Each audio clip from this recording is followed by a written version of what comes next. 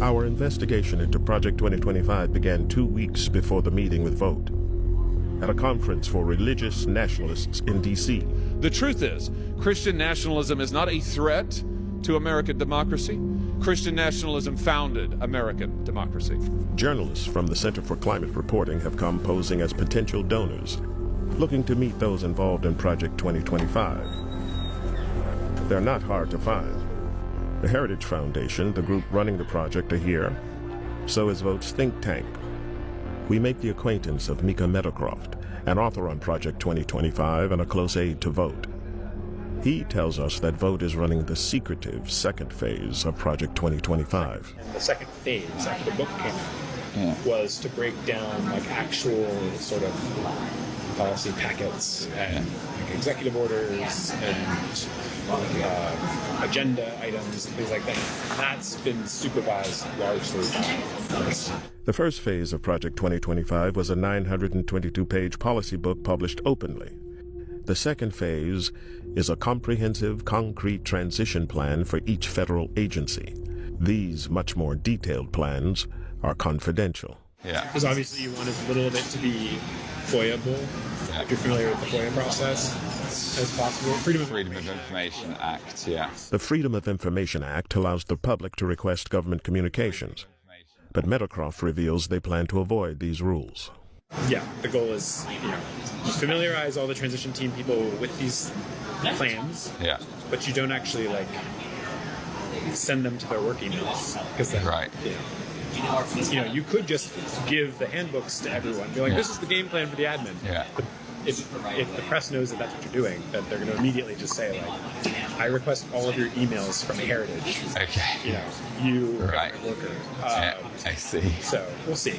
Interesting. Meadowcroft offers to set up a meeting with his boss, Russ Vote. You could put me in touch with somebody who looks after his diary or whatever. Yes, I can put you in touch with his schedule. Yeah. Amazing. So, yeah. Great. So just tell me when to do that. We want to meet the man writing the game plan for Trump's second administration. Vote believes that in his first term, Trump's agenda was frustrated by what he calls the deep state. So Vote is planning a radical centralization of government power under the president, firing civil servants and ending the independence of agencies like the FBI and DOJ. 80% of my time is working on the plans of what's necessary to take control of these bureaucracies. And we are working doggedly on that, whether it's destroying their agency's notion of independence. They're independent from the president. Vote has also been preparing documents based on fringe legal theories, arguing the president has the power to use the military against protesters. George Floyd obviously was not about race. It was about destabilizing the Trump administration. Right. We put out, for instance, a 50-page paper designed for lawyers to know that the president has, the ability both along the border and elsewhere to maintain law and order with the military, and that's something that it's going to be important for him to remember and his lawyers to affirm. But we've given them the case for that. With loyalists installed in key government agencies and armed with his playbook, Vote believes a radical Christian nationalist agenda can be realized under a second Trump presidency.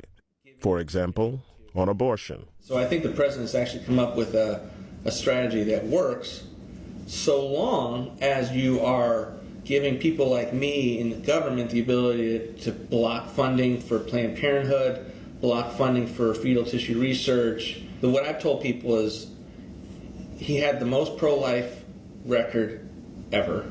I've never seen him to stand in the way of a pro-life initiative that actually was real, politically and with momentum. And for Vote, Trump's pick for vice president shows he's serious about pushing this ideological agenda when in power.